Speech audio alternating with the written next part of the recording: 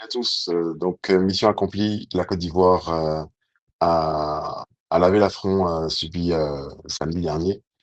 On a retrouvé la Côte d'Ivoire qu'on aime, notre sélection qui refuse la défaite, notre sélection qui sait faire montre d'orgueil et qui va chercher dans ses dernières ressources pour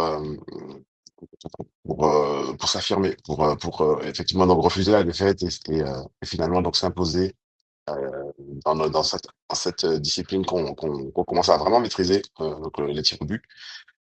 Ça fait vraiment plaisir à voir, notamment donc le capitaine Kessié qui s'est présenté en conférence de presse avec encore la rage dans les yeux.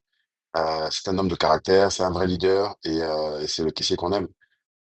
Également, Faye Hermès qui montre donc le mauvais perdant qu'il assume être. Et c'est avec ce capitaine-là, c'est avec ce général Faye qu'on veut aller en guerre. Donc la Côte d'Ivoire donc est finalement sortie la tête haute de ce tournoi. Moi, je pense que tout s'est passé comme il fallait que ça se passe. Euh, en perdant face à la Nouvelle-Zélande, on a eu un groupe qui s'est retrouvé le dos au mur. Et c'est dans ces moments-là, dans le cratère du BMO Stadium, avec des milliers de Canadiens vraiment en feu, qui ont mis une pression populaire pas possible. C'est dans ce genre d'épreuve-là que se consolide un collectif. Le collectif ivoirien, il existe déjà depuis la CAN, c'est indéniable. Et il n'a fait que se renforcer tout au long des éliminatoires, à la fois de la CAN et de la Coupe du Monde.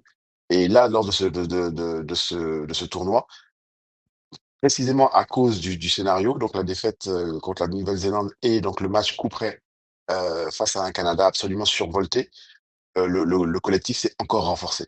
Il sort renforcé de ce tournoi. Et je pense que c'est la meilleure manière d'aborder les matchs qui vont venir donc en septembre, qui vont être absolument essentiels pour la suite de cette génération. Donc, vraiment content d'avoir pu assister à tout ça. On a vu donc un BMO Field en fusion avec des Canadiens qui avaient à cœur de mettre la Côte d'Ivoire, le trophée ivoirien sur leur tableau de chasse. Ils sont repartis vraiment déçus. On a vu donc une équipe canadienne qui a voulu mettre une pression d'entrée. Justement, c'est pour ça que Kessié a été apparu aussi nerveux. C'est pour ça que Sengo a passé tout son match à se battre. Ils sont tombés face à des Canadiens provocateurs qui ont voulu donc mettre la pression d'entrée et qui ont maintenu cette pression-là cette pression psychologique tout au long du match. Et les Ivoiriens ont su répondre à la pression en question. Faut dire également qu'il y a eu beaucoup, beaucoup de frustration due à l'arbitrage. L'arbitrage a été clairement partial et je le dis de la manière la plus objective possible.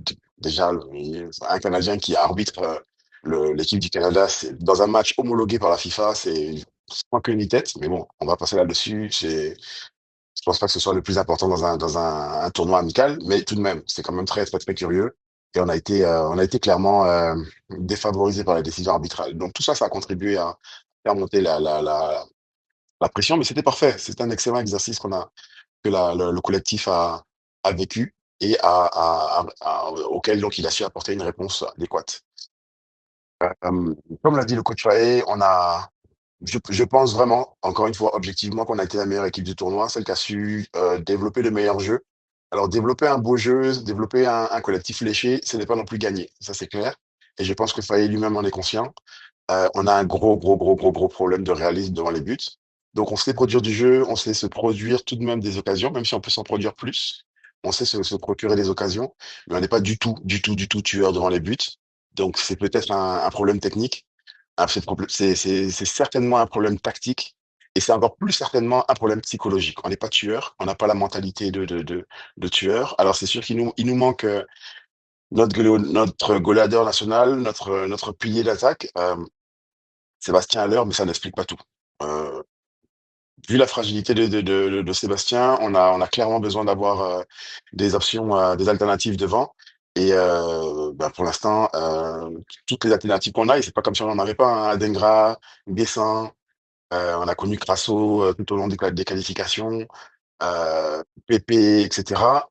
Et je parle même pas d'Emmanuel Latelat. Vraiment, en termes d'efficacité devant, il va vraiment falloir qu'on passe à un stade supérieur.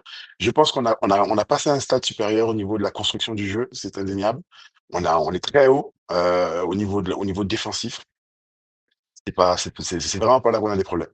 Par contre, il faut absolument qu'on règle ce problème d'efficacité. On l'a connu, jusqu'à la caricature face à la Nouvelle-Zélande. On a ultra dominé ce match, sans être en mesure, sans être capable de marquer ne serait-ce qu'un but.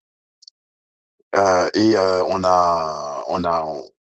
a été dominateur également, en première mi-temps face au Canada, pour ensuite progressivement, pour des raisons notamment physiques, hein, à mon avis, pour ensuite baisser graduellement, d'intensité et cetera, en seconde mi-temps. Mais globalement, on a dominé le Canada. Globalement, on a été, maître du jeu, mais encore une fois, on est incapable déjà de se produire, de se procurer des occasions proportionnelles à un nombre d'occasions proportionnelles à la domination que l'on a dans le jeu, et on est encore plus incapable de concrétiser ces occasions. Donc il va vraiment falloir régler ce problème. Autrement, il y a eu de belles satisfactions donc, tout au long du tournoi. Pascal les a abordées. Moi, vraiment, je veux donner une mention spéciale à Conan. Vraiment, j'ai été très, très, très surpris de le voir à ce niveau-là. Faut se rappeler que Ghislain Conan a joué en tout et pour toute la saison là, 2 bouts de match. 2 bouts de match. C'est une anomalie de la nature, c'est vraiment une énigme. Comment est-ce qu'un joueur qui a joué aussi peu, et son dernier match de mémoire remonte au mois de mars, comment un joueur professionnel, peut à ce niveau, heu, justement jouer en fait à un tel niveau en ayant joué aussi peu. Donc la question a été posée par MVP Foot en conférence, et Faé, semble vraiment fier de son coup, et il a raison d'être fier de son coup. C'est vraiment une spécialité d'Emer Faé d'être en mesure de faire des choix forts, et que ces choix-là se révèlent le plus souvent gagnants. Donc pour ce qui est de Conan, c'est vraiment tout à son mérite. Il a su donc s'imposer. Ce que j'ai dit à Faye, par contre, c'est que c'est très important. Je pense que tout de même que Conan puisse trouver un club qui va lui permettre d'avoir du rythme, d'avoir et, et sachant que donc le Burgos clairement n'est pas un club adéquat, hein. On parle du bas-fond de la deuxième division espagnole. Ce n'est pas un club de l'envergure de Conan. Conan a besoin de jouer dans un club de première division qui va lui permettre d'ici la CAN d'avoir le rythme nécessaire pour pouvoir jouer en fait une compétition sur toute sa longueur. Pour l'instant, malgré la très très belle partie qu'il a faite, ça a été l'un des meilleurs joueurs ivoiriens. Malgré donc cette très belle partie, je ne pense pas quand même, tout de même, quand bien même Conan est un athlète absolument phénoménal, je ne pense pas qu'il soit en mesure de tenir physiquement, athlétiquement et au niveau du rythme, sur toute une CAN. Donc, et encore moins sur toute une Coupe du Monde. Donc, va vraiment falloir ça va vraiment être essentiel que pendant ce mercato, il puisse se trouver un club, et bien commencer la saison prochaine. Euh, donc, comme top, donc je vais suivre Pascal comme deuxième top. Je crois que c'est ce qu'il a indiqué comme deuxième top. Sangaré, vraiment, il n'y a même pas à se poser de questions sur la succession de séries. Sangaré fait vraiment le boulot. Lui également, il faut vraiment qu'il puisse se stabiliser en club, quitte à rester à Nottingham Forest, mais faut qu'il mette les blessures derrière lui. Donc, je sais pas si c'est dans l'hygiène de vie, si c'est dans la préparation d'avant-saison, etc., mais il faut qu'on règle le problème. On a besoin de Sangaré. C'est Sangaré qui stabilise notre milieu. Et on l'a vu encore aujourd'hui, sa présence physique et technique, ainsi que son volume de jeu, sont absolument indispensables à l'équipe de Côte d'Ivoire. Donc avec Sangaré, Kessié et éventuellement Diomandé, par exemple, dans une version plus défensive, ou un parfait Diagon, bah, alors sans compter bien sûr Ahmed Traoré, et cetera. Les choix au milieu de terrain se sont vraiment étoffés. Parfait Diagon notamment a vraiment donné satisfaction. Moi, c'est une très, très, très belle surprise. Ce sera mon troisième top. C'est une très, très, très belle surprise. Il a tiré son épingle du jeu dans un contexte chaud bouillant. C'était vraiment pas évident pour une première sélection. Je vous dis, les Canadiens ont mis une pression phénoménale. Parfait Diagon s'est montré à la hauteur de l'événement. et a su en fait évoluer à travers les lignes. Il a commencé sur le côté gauche. En fait, Faye en fait au début a vraiment surpris tout son monde. On a eu donc Parfait Gagon sur le côté gauche, Guessant avec juste derrière lui Pépé au centre et donc Alain Gras sur le côté droit. Parfait Gabon, donc pendant toute la première partie, sur le côté gauche, après 10 premières minutes de jauger, a vraiment, vraiment, vraiment montré de belles choses dans les combinaisons. Il est passé ensuite en 10, au centre, dans une position plus centrale, donc par la suite, juste un peu avant la mi-temps et ensuite sur la seconde mi-temps. Et là également, il a vraiment, vraiment montré encore une fois de belles choses, belle remontée de balles, notamment sur des contre-attaques. Il s'est vraiment montré à son meilleur. Donc on a hâte de le revoir. Je pense il a pris rendez-vous avec la sélection et il n'est pas prêt d'en sortir. Alors pas comme titulaire, hein, on n'est pas en train de, il a pas bouleversé la hiérarchie, mais c'est un très très bon, une très bonne alternative, notamment à mettre Junior Traoré pour peu bien sûr que Ahmed Junior Traoré finisse par rejouer avec la Côte d'Ivoire parce que, encore une fois, il est trop souvent absent, mais bon, ça c'est encore une autre histoire. Bref, donc de belles choses démontrées durant ce tournoi. On a des flops, même si bon, vraiment, l'impression générale nous amène à être positif. Mais c'est ça. Je pense même que je vais même pas les aborder les flops parce qu'en fait c'est important de finir sur une bonne touche. Peut-être éventuellement, et c'est dommage pour lui, hein, mais on va dire que Moribane notamment, moi, je pense pas il est totalement l'étoffe en fait pour pouvoir rester dans cette équipe, même si je je pense que quand même il va pouvoir avoir une seconde chance, mais il n'a pas été, contrairement à Perfect Diagon, on va dire que Morick Bané a fourni une copie en demi-teinte, globalement négative, même si on demande à voir éventuellement une autre chance. Pour ce qui est par contre donc Damani, qui lui aussi donc était revenu. Là,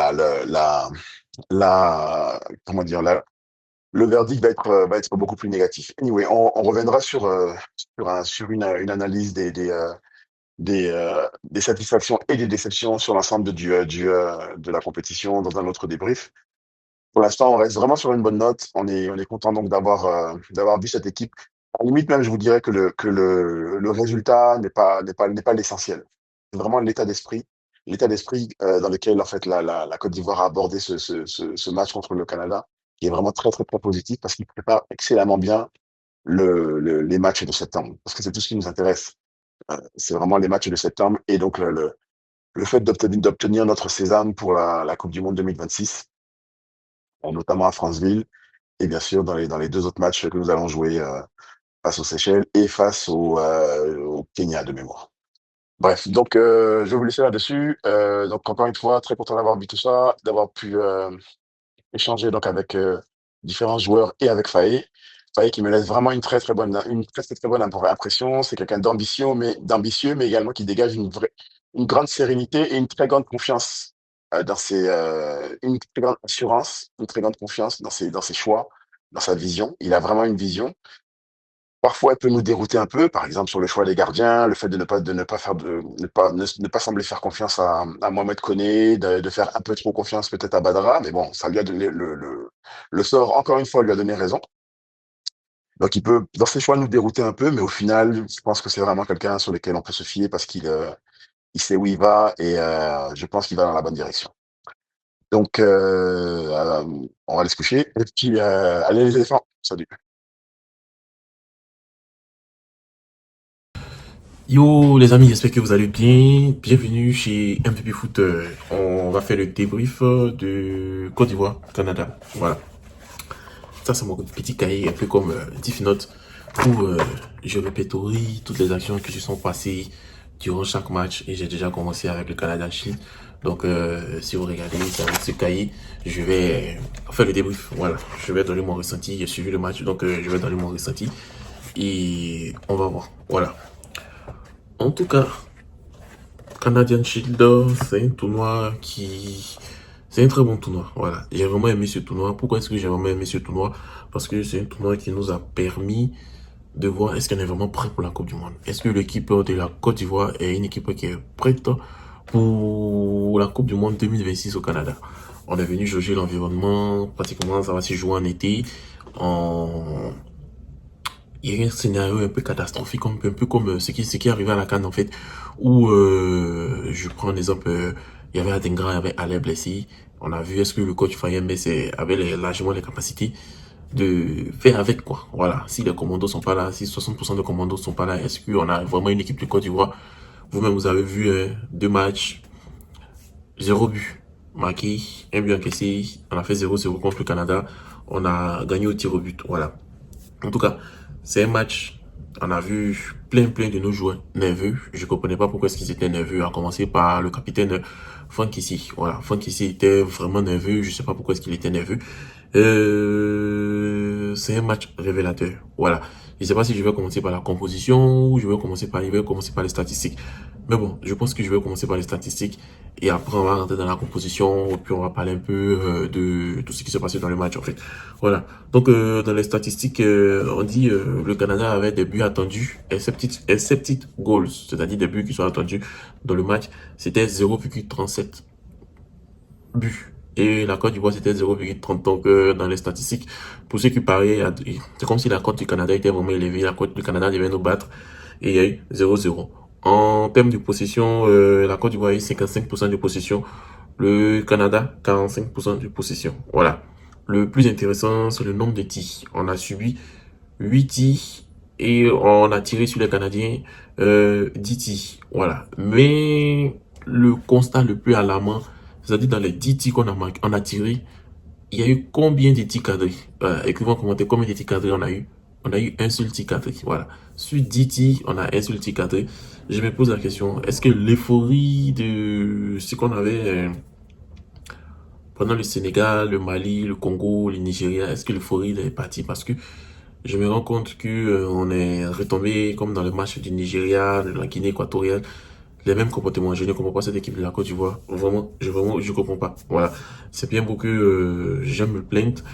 Mais bon, souvent, là, il faut vraiment se plaindre parce que on ne comprend vraiment pas ce qui s'est passé avec cette équipe de Côte d'Ivoire. On a eu 3 corners partout. Et ce que j'ai remarqué, c'est que dans le coup de pied arrêté, on n'est pas dangereux. Voilà. Que ce soit corner, que ce soit coup franc, ça part, à part le coup franc de Nicolas Pepe, le reste là, ça a été gros, n'importe nawak. Voilà. N'importe nawak, je vais dire n'importe quoi, mais j'ai dit n'importe nawak. Voilà. Ensuite, un match qui était beaucoup de nervosité. Il y a eu beaucoup de nervosité autant que moi. Franck ici, le capitaine, celui qui t'a donné l'exemple, on l'a pas reconnu aujourd'hui. J'ai pas reconnu Wilfried Senghor. Et aussi, bon, c'est un peu ça, quoi. Voilà.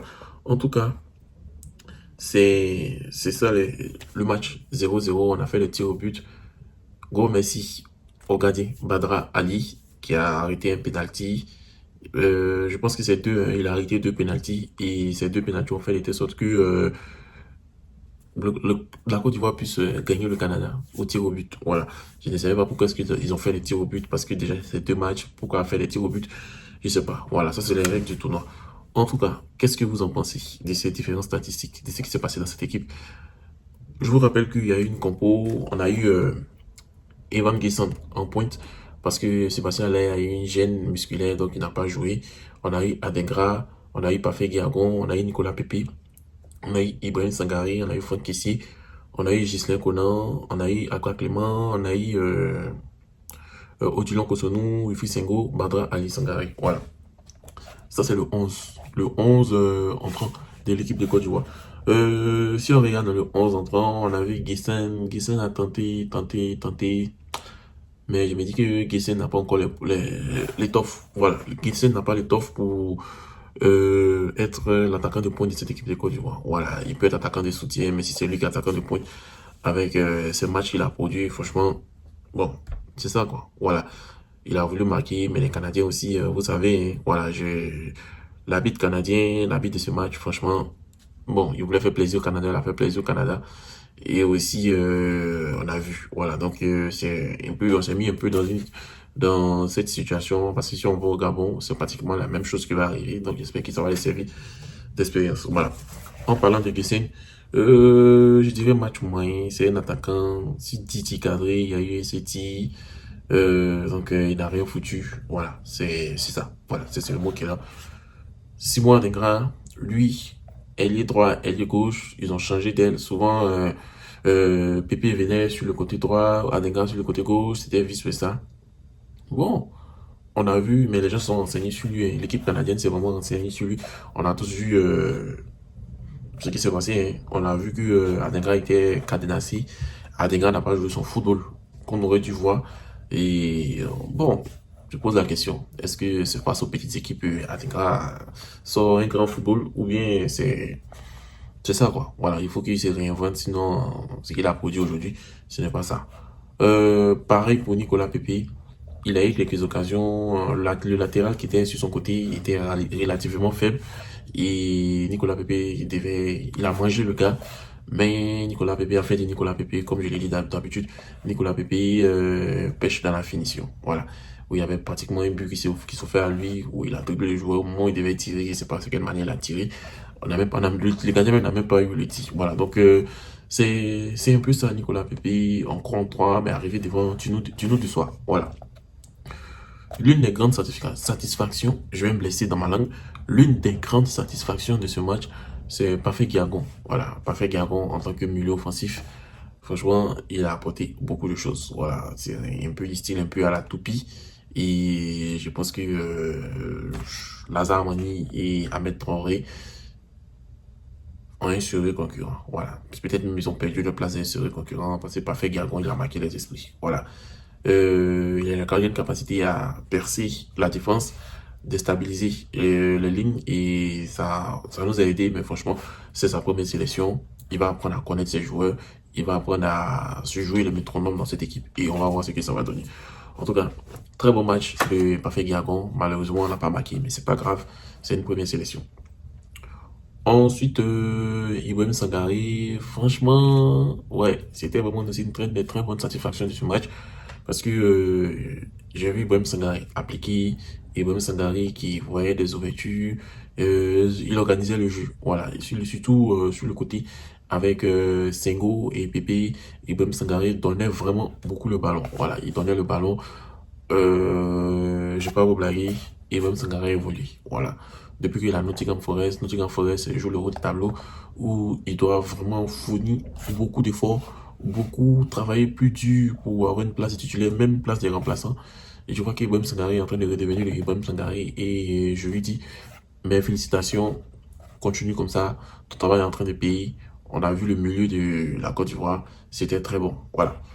Le capitaine Franck Kessié, égal à lui-même, il a beaucoup bataillé, il a beaucoup rushé, mais depuis le début du match, j'ai constaté que Franck Kessié, lui, je dirais, il s'est beaucoup énervé, il était vraiment nerveux. Voilà, j'ai vraiment pas compris. Peut-être les gens essayent de le déstabiliser et les gens l'ont atteint. Et là, au lieu de se concentrer sur le football, c'est 2 minutes au Japon, ils ont voulu jouer. Voilà, donc voilà ce qui ça s'est produit. Il s'est énervé, il a eu un carton jaune, il a parlé mal à la bête, il ne fait pas avec le staff de, comment on appelle, canadien. Donc en tout cas, celui qui est le capitaine, il est vraiment calme et les gens l'ont poussé à bout. On espère que cela va plus se reproduire. Voilà. Quand on va en défense, on a Ghislain Conan. Ghislain Conan qu'on a longtemps critiqué, moi-même je suis dedans, qu'il n'a pas sa place en sélection. Mais franchement, Ghislain Conan a encore sa place en sélection. Voilà, sur le côté gauche, il a mangé les Canadiens, il les a déstabilisés. Voilà, avec son style de jeu où tu sais pas s'il va à la gauche, il va à la droite, mais il va te faire petit pont. Il a vraiment déstabilisé et il avait des combinaisons avec Adingra, surtout avec Parfait Guiagon qui était vraiment intéressant et j'ai vraiment aimé ces combinaisons avec Guiagon. Donc j'espère que le coach il a vu et j'espère aussi que il puisse être rappelé face au Gabon. Voilà, lui et puis Parfait Guiagon, ce sont mes deux coups de cœur de ce match. Voilà. J'avais vu Akpa Clément, je pensais qu'il allait jouer latéral gauche. Akpa Clément a joué défenseur central. Voilà. si c'est pas si vous avez remarqué, Akba Clément joue défenseur central. Akba Clément est gaucher. Evan Dika est gaucher. Donc, à l'avenir, ça, ce sont mes spéculations. Je dirais que à l'avenir, le coach a trouvé la doublure d'Evan Dika, qui est Akba Clément. Voilà. Donc, Ghislain Conan avec Opéry seront nos latéraux gauche. Akba Clément et Evan Dika seront la doublure des gauchers défenseurs. Ensuite, où ça va batailler dur, c'est le côté de Kosonou. Ensuite, Agbadou avec Ousmane Diomandi. Voilà. Ça, c'est les trois où ça va batailler dur. Mais bon, je sais que le coach a pour habitude de prendre 5 défenseurs. Du coup, sur ce dernier tournoi, les trois vont être appelés et aussi Sengo, Gueladeux seront appelés aussi. Voilà. En tout cas, Akba Clément a joué en défense. Ils n'ont pas eu beaucoup de choses à faire. Mais ce qu'on a vu dans le match, c'est que Akba Clément a su relancer les matchs. Le ballon, en fait, autant pour moi, il a su relancer le ballon. La relance était propre. Pareil pour Kosunou. J'ai vu cette paix, ils étaient vraiment sereins. Ils n'ont vraiment pas été inquiétés. Et ça a rassuré le gardien Badra Ali Sangare. Donc, c'est quelque chose de très intéressant. Quelqu'un qui veut jouer latéral et défenseur. J'ai vraiment aimé. Voilà, j'ai vraiment aimé cette paire défensive. C'est vrai que les cadres ne sont pas là. Mais on a vu. Voilà. Et aussi, je tiens à rappeler au coach Fayem, est-ce que son talisman, pour moi, selon moi, son talisman, c'est Odilon Kosonou. Voilà, Odilon Kosonou, c'est quelqu'un qui apporte beaucoup plus à son équipe quand il est titulaire. Et j'espère que le coach va comment on appelle, euh, le fait jouer de temps en temps, l'appeler plus en sélection, parce qu'avec Odilon Kosonou, il a des très bonnes statistiques. Voilà. Wilfried Sengo, pareil que Franck Kessié, il était vraiment nerveux. On ne sait pas ce qui s'est passé sur le côté. Il était vraiment nerveux et ça c'est pas un match comme avec Sengo. Et aussi, je tiens à rappeler que depuis un moment en sélection, c'est plus le même Wilfried Sengo. Voilà, c'est plus le même Wilfried Sengo qu'on avait vu avec mon oncle Jean-Louis Cassé. Voilà. C'est vraiment pas le même Wilfried Sengo. Je pense qu'il est en train de régresser, ou bien il se donne pas assez, ou bien il se fait à la Franck Kessié. Voilà, en tout cas. Il faut il se rattrape et il faut qu'on voie les débordements. Le foot, c'est un coup qu'on connaît quoi, en pleine confiance, en latéral droit, piston, ailier, voilà. Donc il faut que il redevienne le Wilfried Sengo d'avant, sinon c'est pas bon. Voilà, c'est pas bon. Et puis aussi, je vais terminer avec le gardien, Badra Ali. Voilà, Badra Ali, c'est le gardien des éléphants. Apparemment, c'est lui qui est le gardien numéro 2. Hein. Mohamed Koni, on pensait qu'il allait. Yaya Fofana a eu une gêne musculaire. Je pensais que ça allait être le match de Mohamed Koni. Là, on allait tous voir à quoi Mohamed Koni est, comment est-ce qu'il réagit dans le but. Est-ce que c'est un gardien qui mérite d'être appelé en sélection? Malheureusement, le coach a réaligné Badra Ali. Voilà. Badra Ali n'a pratiquement rien eu dans ce match. Il n'a pas eu l'occasion, ils ont centré, mais il a pris le ballon. Et les deux arrêts lors des séances de tir au but. Il n'a vraiment rien eu dans le match parce qu'il y avait une paire défensive qui était intéressante. Akba Clément et Odilon Kosonou qui ont tout sécurisé. Ghislain Conan, Sengo, ils ont tout sécurisé, ils ont tout ratissé. Voilà, donc ça c'est ma composition. Sinon, la première mi-temps, le meilleur joueur c'était Ibrahim Sangaré. Deuxième mi-temps, je dirais Nicolas Pepe, mais il a raté trop de ballons, donc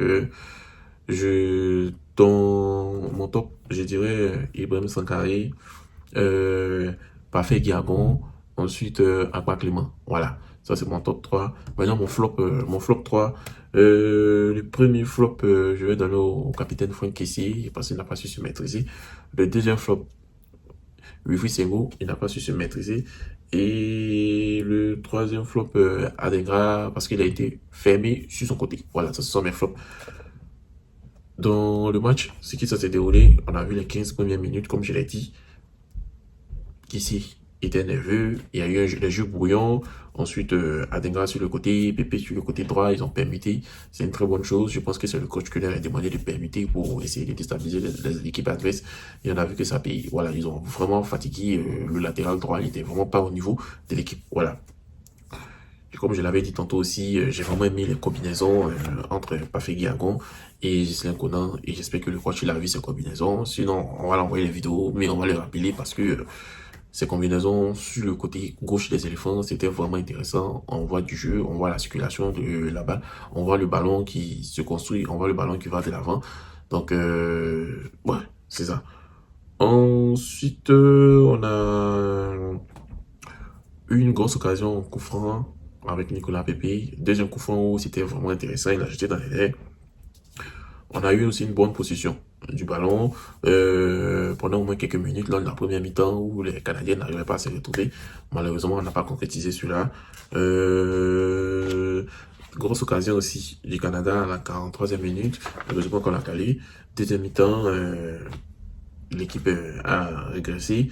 Grosse occasion de Kessie de la tête qui a failli marquer. Malheureusement, c'est sorti hors du cadre. Ensuite, Pépé qui a eu pas mal d'occasions. Lui, il n'a pas... il n'a pas concrétisé. Voilà, c'est ça qui est le problème. Efficacité offensive. Le milieu de terrain, on a Sangaré qui est de retour. On a le 4-2-3-1. Je pense qu'on va beaucoup travailler là-dessus. On va beaucoup insister sur ça. Parce qu'on a vu que Kessie et Sangaré peuvent faire l'affaire. Ça va permettre à ce qu'on ait les trois ailiers au milieu offensif travailler. C'est ça. Voilà. Donc, cher ami, ça clôt le tournoi du Canadian Shield, comme je l'ai dit. Le cahier des MVP Foot, le cahier des débriefs, voilà, il est là. Et il faut noter que cette équipe canadienne, c'est pas la même équipe qui a été alignée. L'équipe qui a joué contre l'Ukraine n'est pas la même équipe qui a joué contre le Canada. Contre la Côte d'Ivoire, autant pour moi, nous avons été sorte qu'on n'a pas vu un certain Jonathan David, on n'a pas vu aussi, c'est pas si Anthony Davis était titulaire lors du match passé parce que j'ai pas suivi. Donc, merci d'avoir regardé le journal des éléphants. Sur MVP Foot, n'hésitez pas à vous abonner. Il y aura un débrief de Marc et on va faire un retour sur ça parce que j'ai vrai, j'ai fait, j'ai noté quelques informations ici. Il me semble mettre de faire des analyses. Voilà. Chaque analyse, chaque partie, peut-être ça peut faire une vidéo de 9 ou 10 minutes où on va vraiment analyser en fond et en lâche. Donc, on vous dit merci et à très bientôt avec un autre débrief de MVP Foot.